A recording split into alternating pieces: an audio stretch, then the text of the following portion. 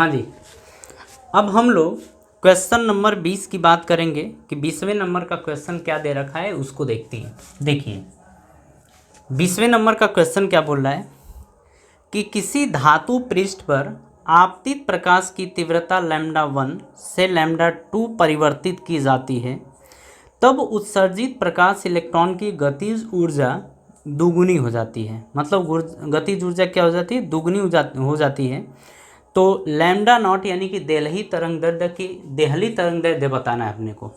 मेरी बात ध्यान से समझिएगा। मान लीजिए कि जब लैम्डा था यानी λ1 था, जब λ1 तरंग दैर्ध्य था तो गतिज ऊर्जा, मतलब ऐसे समझिए, λ1 से λ2 हो जाता है तो जो गतिज ऊर्जा यानी कि काइनेटिक एनर्जी है, काइनेटिक एनर्जी आप समझिए, गतिज ऊर्जा इसकी K1 से ये 2 टाइम K1 हो जाती है। यानी कि अब ऐसे समझिए कि जब आपका λ1 था तो गतिज ऊर्जा K थी, ऐसे मान लीजिए, और जब वेवलेंथ λ2 हो जाती है तो गतिज ऊर्जा इसकी दोगुनी हो जाती है, यानी कि 2K हो जाती है। ठीक है, हमसे ये पूछ रहा है कि जब ऐसा हो जाता है तो आप देहली तरंग दैर्ध्य बताइए कितना होगा। जरा क्वेश्चन ध्यान से समझिएगा। अपने को λ0 बताना है, ये क्या होगा।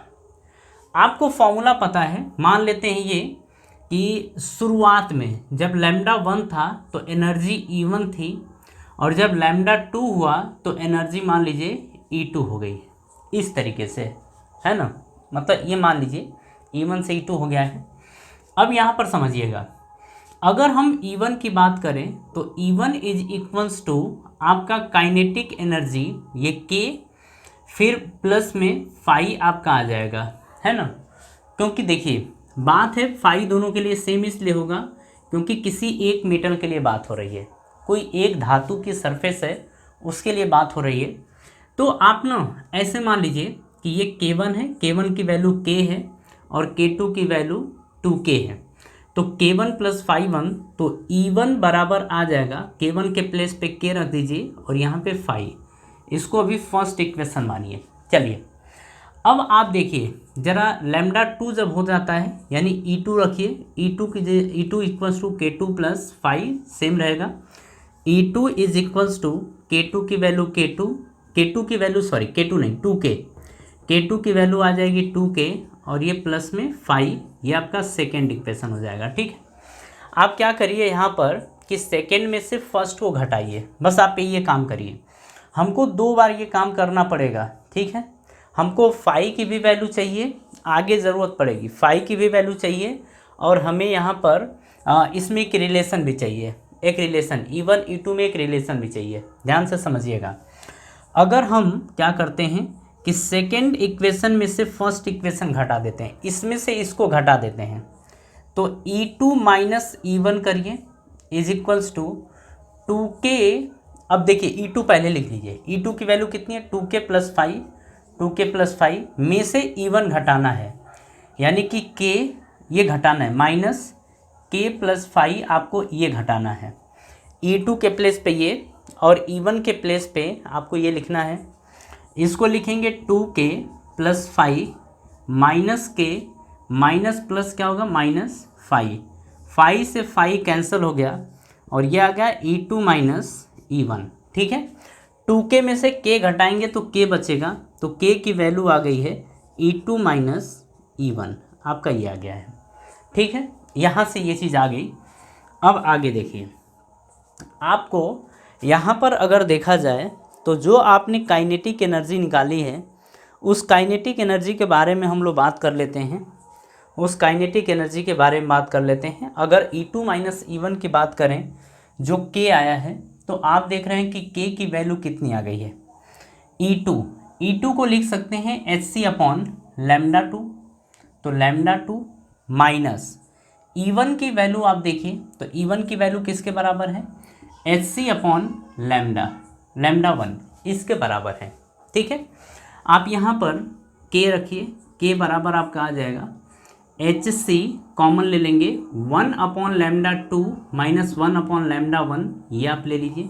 ठीक है, अब देखिए यहाँ से Hc ऐसे रखिए, अगर एलसीएम लेंगे तो लैम्डा 1 लैम्डा 2 एलसीएम आएगा, सॉरी लैम्डा 1 लैम्डा 2 एलसीएम आएगा, लैम्डा 2 से लैम्डा 2 कटेगा तो लैम्डा 1 का 1 में मल्टीप्लाई करेंगे तो लैम्डा 1 माइनस लैम्डा 2 ये आ जाएगा और ये आपका के आ जाएगा।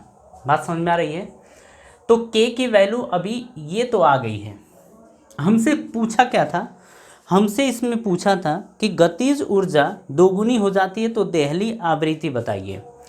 अब देखिए के की वैल्यू हमारे पास ये आ गई है, ठीक है, हमको यही चीज़ चाहिए, सॉरी के की वैल्यू आ गई है और हमको चाहिए देहली आवृत्ति। और देहली आवृत्ति होती किसके बराबर है? तो देहली आवृत्ति जो होती है फाई के बराबर, और फाई बराबर होती है H C upon lambda naught, H C upon lambda naught. आपको पता है कि जो काइनेटिक एनर्जी यानी गतिज ऊर्जा होती है ये इसके बराबर होती है, फाई के बराबर, ठीक है, आपको ये बात पता है। तो आप रखिए ना, जैसे इसको काइनेटिक एनर्जी ये है तो इसको रखिए, तो हम यहाँ पर कर सकते हैं कि काइनेटिक एनर्जी फाई की value H C upon lambda, हम दोनों को पलट दें, हम काइनेटिक एनर्जी को इधर लिख देते हैं, कोई दिक्कत नहीं होगी। Phi equals to H C upon lambda, तो H C upon lambda is equals to kinetic energy आपकी है एच सी ब्रैकेट में लैम्डा 1 माइनस लैम्डा 2 बटे में लैम्डा 1 लैम्डा 2, आपका ये आ गया है, ठीक है, आपका ये आ गया है। अब यहाँ से ये H C upon lambda naught होगा, है ना, H C upon lambda naught, ये कट करिए, ये आ गया। लैम्डा नॉट की वैल्यू यहाँ पर देख रहे हैं कि 1 upon lambda naught is equals to lambda 1 minus lambda 2 बटे में लैम्डा 1 लैम्डा 2 आ गया, ठीक है। हमें लैम्डा नॉट कैलकुलेट करना है, ज़रा यहाँ से हम इसको ऊपर से ही हम हटा लेते हैं, ठीक है, आप इसको देख के एक बार कॉपी कर लीजिएगा। देखिए यहाँ से लैम्डा नॉट है, तो लैम्डा नॉट अगर हम पलट देंगे ऐसे तो बराबर आ जाएगा लैम्डा 1 लैम्डा 2 बटे में लैम्डा 1 माइनस लैम्डा 2, ये आपके लैम्डा की वैल्यू आ गई है। यानी कि आप जो निकालना चाहते थे इसके लिए देहली तरंगदैर्ध्य यानी कि थ्रेशोल्ड वेवलेंथ, वो आपकी इस तरीके से कैलकुलेट की जाएगी। जो आपके बुक में सॉल्यूशन दिया है वो सॉल्यूशन गलत है, ठीक है, उसमें आंसर गलत है, आप ढंग से देखिए, उसी चीज़ को देखिए, वो गलत है, मतलब उसमें सॉल्विंग ही गलत तरीके से की गई है, ये आपका आंसर होगा। इस तरीके से आप चीज़ों को कैलकुलेट करेंगे, ठीक है, कॉपी कर लीजिए।